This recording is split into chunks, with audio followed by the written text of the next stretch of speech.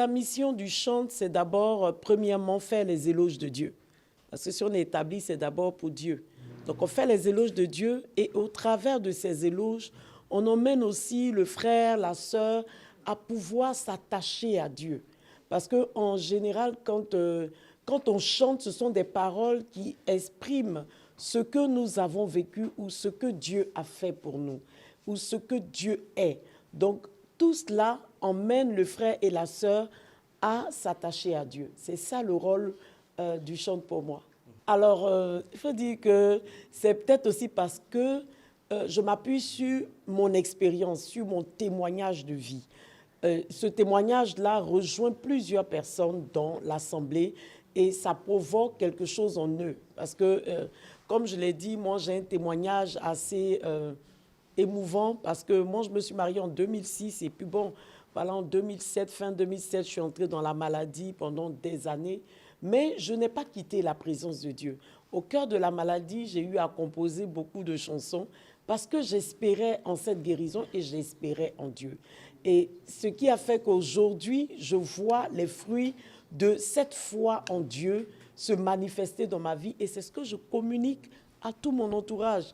Dans le chant, je leur dis que Dieu est fidèle. Dieu est fidèle pour celui qui sait être fidèle envers lui. C'est très important. Alors, cette année, je suis au Sénégal d'abord pour dire merci aux Sénégalais, pour dire merci à mes filles. La majorité, vous les voyez derrière moi. Chaque année, en Côte d'Ivoire, nous organisons un concert dénommé le Rassemblement international des adorateurs RIA. Et l'année prochaine, nous serons à la 10e édition. Cette année, nous sommes à la 9e. Et chaque année, le Sénégal se déplace pour venir. Il y a des adorateurs qui viennent en Côte d'Ivoire pour représenter le Sénégal. Et moi, cette année, je me suis dit, vu que mes filles se déplacent, il y a aussi des filles dans la foi qui se déplacent, je viens cette année les rencontrer. C'est une belle surprise et j'ai choisi le 8 mars qui représente la Journée internationale des droits de la femme pour pouvoir vivre ce moment avec les Sénégalais. Alors, ce qui est intéressant, c'est que nous serons tous musulmans comme chrétiens en carême, parce que les musulmans sont en carême, que le Seigneur vous fortifie dans cette marche vers lui. Et nous aussi, nous serons en carême. Donc, c'est vraiment une première de voir une célébration, louange et tout ça dans le temps de carême. Mais ce qui va se passer, c'est que nous avons un thème. Le thème, c'est « Avec Dieu, je ne manquerai de rien ». Donc, pendant le concert, les cantiques qui vont être exécutés vont emmener le peuple qui sera présent à tourner son cœur vers Dieu. Parce que quand on est dans le temps de carême, en général, on se dit, bon, on a la mine serrée, il faut que les gens sentent que je suis concentrée. Et nous voulons, au cœur du temps de carême, faire vivre quelque chose de particulier. Parce que celui qui vit le temps de carême doit être joyeux. Donc, emmener ses frères et ses sœurs à partir des cantiques, à partir des paroles qui vont être dites, puisque c'est le Seigneur qui nous inspire, donc je ne peux pas tout dire. Moi aussi, j'attends de vivre, d'entrer dans ce moment-là et je sais que beaucoup de grandes choses vont se faire.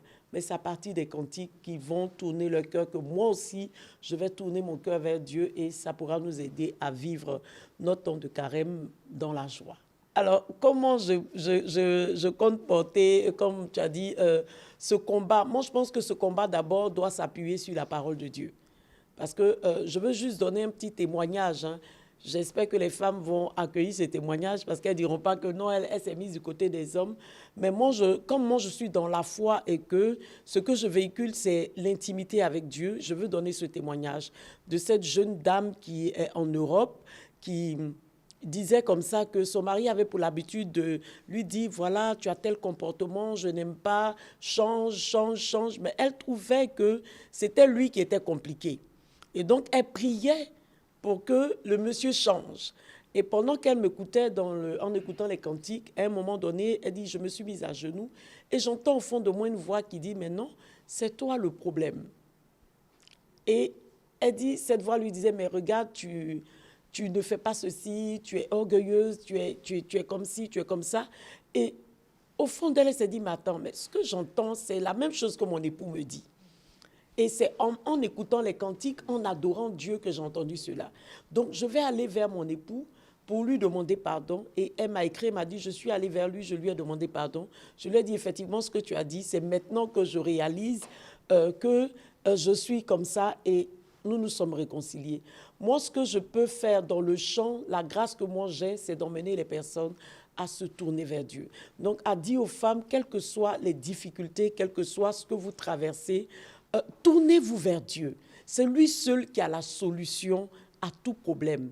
Ce n'est pas dans les cris, ce n'est pas dans la bataille, dans la bagarre, mais en nous tournant vers Dieu, il peut nous apaiser quand nous sommes veuves et que nous sommes seuls à nous battre. Dieu peut, il est la solution à tous les problèmes. Bon, est-ce qu'on peut dire que la femme a un droit? Je pense que chaque pays a ses réalités. Chaque pays a ses réalités. Moi, je viens de la Côte d'Ivoire, le Sénégal a ses réalités. Donc, je ne peux pas dire, la femme a vraiment ses droits.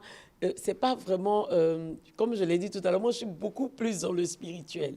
Mais on prie pour que toutes les femmes puissent quand même être libres à l'intérieur. Parce que quand tu es libre à l'intérieur de toi, même s'il te manque telle ou telle chose physiquement, le fait d'être libre à l'intérieur, d'avoir Dieu, te permet d'avancer, d'atteindre l'objectif. Donc moi, mon rôle, ma grâce, c'est emmener les femmes à avancer et atteindre l'objectif selon ce que Dieu a établi. Voilà, maintenant, pour ce qui est de... Est-ce que leurs droits sont respectés? Je pense qu'en fonction de chaque pays, il y a des ministres de la femme qui savent mieux que moi ce qui se passe. Et moi, c'est la prière et le chant. Voilà.